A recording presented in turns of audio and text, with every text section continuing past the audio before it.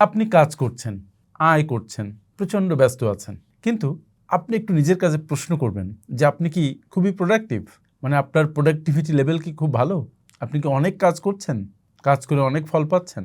এই প্রশ্নটা কেন করতে বললাম তার একটা কারণ আছে।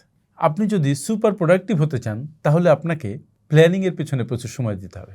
আপনি কাজটা করবেন কি, অনেক সফল ব্যক্তি আছেন তারা প্ল্যানিংয়ে দীর্ঘ সময় নেন, এক্সিকিউশনে অল্প সময় নেন, যারা বিশেষত ইনভেস্টমেন্ট নিয়ে কাজ করেন।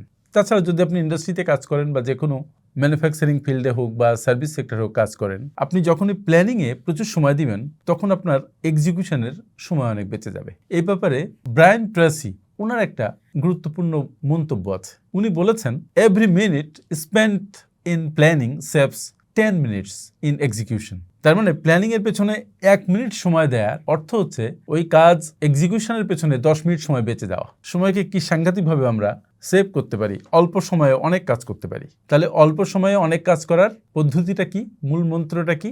আপনাকে প্ল্যানিং এর পেছনে ভালো সময় দিতে হবে, একটা সুন্দর প্ল্যানিং তৈরি করতে হবে। প্ল্যানিং হচ্ছে যে কাজটা আপনি করতে চান সেই কাজ করার একটা রোডম্যাপ। আপনি কিভাবে কাজটা করবেন, কখন কাজটা করবেন, কাদের দ্বারা কাজটা করবেন, কি কি রিসোর্স ব্যবহার করবেন, কোন পথে যাবেন, কত টাকা আপনার লাগবে, কত শ্রমঘণ্টা লাগবে, কেমন টিম লাগবে, এই সব কিছু মিলিয়ে একটা প্ল্যানিং তৈরি হয়। Thank you.